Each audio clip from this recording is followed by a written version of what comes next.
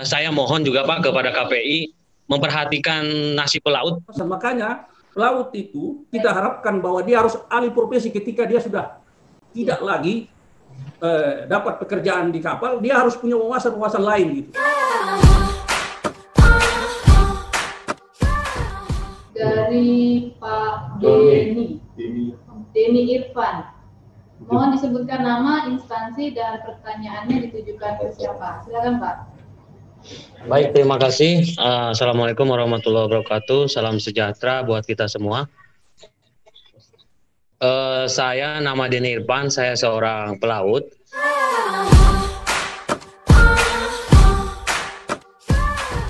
Saya seorang pelaut. Instansinya kebetulan saya aktif di YouTube dan ada beberapa web.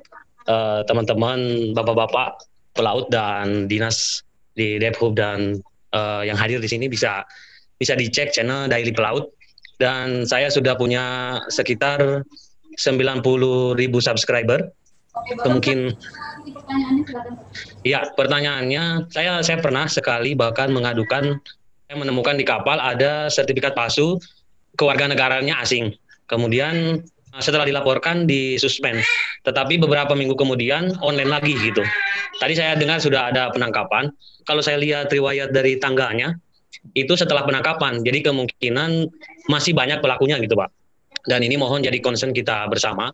Kemudian alur pelaporan untuk saya, khususnya untuk pribadi pelaut, itu dipermudah Pak. Seperti tadi STIP ada nomor telepon yang bisa dihubungi secara cepat. Karena selain itu Pak, kita juga khawatir kalau ini memang bentuknya sindikat, setiap kita melapor tentu saja kita terancam gitu ya. Terancam artinya bahaya juga buat kita, identitas kita gitu. Nah, mungkin ada solusi-solusi dari pihak kepolisian atau dari instansi untuk perihal pelaporan ini. Mungkin itu saja. Selanjutnya untuk KPI, saya mohon juga Pak kepada KPI memperhatikan nasib pelaut.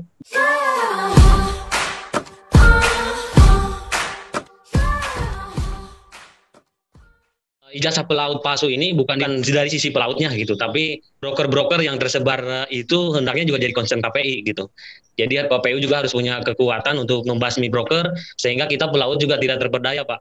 Seperti itu. Dan selama ini KPI saya masih memperhatikan kurang ini gitu. Jadi dimohon untuk partisipasi kita bersama. Mungkin itu aja. Terima kasih Ibu Moderator dan Bapak-bapak. Sekali lagi bisa dilihat di. Oke, terima kasih Pak Denny. Selanjutnya, untuk pertanyaan pertama, ini mungkin dari Pak Denny Irfan mengenai adanya di kapal ada sertifikat palsu, namun beberapa minggu kemudian online kembali. Ya, mungkin bisa dijawab dari di kapal kepada Bapak Kapten Sudio. Baik, terima kasih moderator. Saya akan mencoba menjawab apa yang disampaikan oleh Pak Denny ya, kalau nggak salah, terkait ijazah pelaut asing.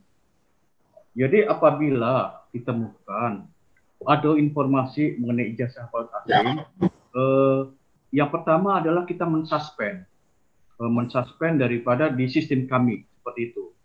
Kemudian juga seperti yang saya sampaikan sebelumnya, kita ada kerjasama dengan Badan Siber Sandi Negara untuk melakukan investigasi bekerjasama juga dengan Pustikom terkait suspend tersebut. Apabila di suspend muncul lagi seperti itu, jadi kita melakukan investigasi bersama Badan Siber Sandi Negara dan Pustikom. Itu yang kita lakukan apabila menemukan seperti itu. Untuk solusi dari kepolisian untuk kemudahan pelaporan dari sertifikat palsu, mungkin dari Pak Kompol Arif ada tanggapan Pak? Silakan Pak. Terima kasih dari moderator. Jadi memang kami pertama mendapatkan informasi itu juga dari masyarakat tadinya tentang sertifikat keterampilan pelaut yang palsu. Jadi teman-teman kalau misalnya memang ada informasi tersebut, langsung saja lapor ke kantor polisi terdekat, atau kalau di wilayah Polres Jakarta Utara ya ke Polres Jakarta Utara. Nanti kami pasti akan menindaklanjuti dengan bekerja sama dengan Kementerian Perhubungan Laut. Jadi ini karena penerbitnya adalah Kementerian Perhubungan, kami akan langsung kerjasama dengan Kementerian Perhubungan dan akan menindaklanjuti laporan tersebut. Itu jawaban dari saya. Kemudian tadi ada pertanyaan dari Pak Denny Irfan, saya juga mau menanggapi sedikit. Jadi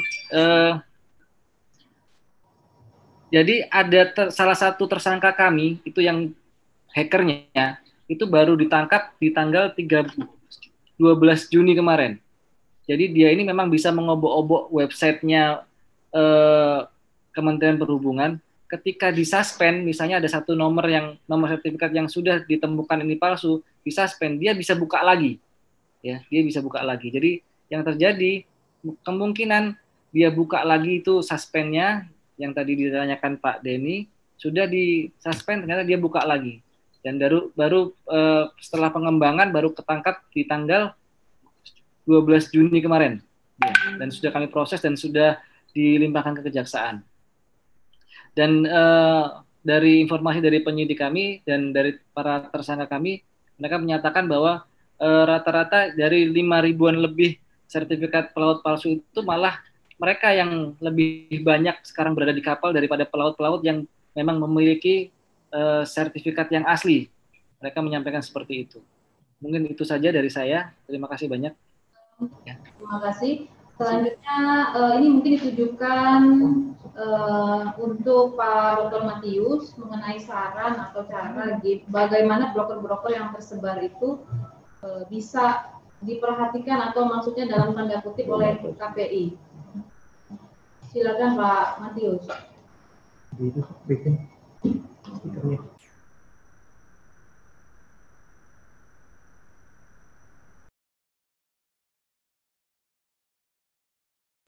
Speakernya Pak Matius. Diklik ya, sudah kedengaran? Sudah Bapak, silakan Pak. Ya, jadi serikat pekerja itu dia bertanggung jawab penuh pada anggota yang menjadi member daripada serikat pekerja. Nah, kalau pemahaman soal broker ini justru kami menginginkan bahwa broker-broker yang ini mestinya itu harus kalau perlu ini dilaporkan ke polisi karena hampir broker-broker yang tidak jelas dan indikasinya itu bermain dengan sindikat ini, itu ciri-cirinya adalah menggunakan kantor tidak tetap, dia berpindah-pindah.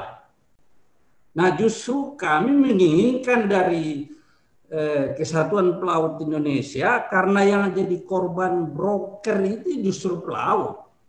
Jadi bukan kami yang justru harus menertibkan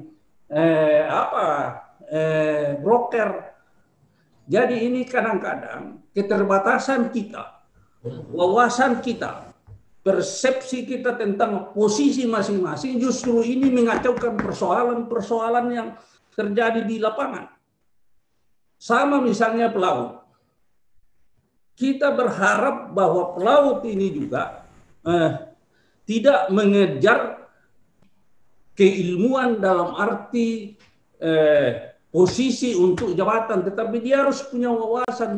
Makanya pelaut itu kita harapkan bahwa dia harus alih profesi ketika dia sudah tidak lagi dapat pekerjaan di kapal, dia harus punya wawasan-wawasan lain. Ini penting untuk diperhatikan oleh pelaut. Jadi KPI intinya mengurus anggotanya dan bertanggung jawab terhadap anggotanya, dan sampai hari ini kami tetap bekerja baik dengan perhubungan laut, dengan Deplu, dimanapun terjadi persoalan di luar negeri. Baik, terima kasih Pak Matias. Jadi intinya para pelaut ini agar bergabung menjadi anggota KPI supaya ada tindak lanjut nantinya dari KPI itu sendiri. Jangan lupa like dan subscribe. See you next time.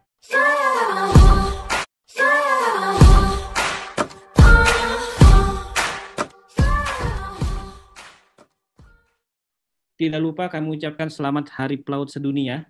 Berangkat demi tugas, pulang demi cinta.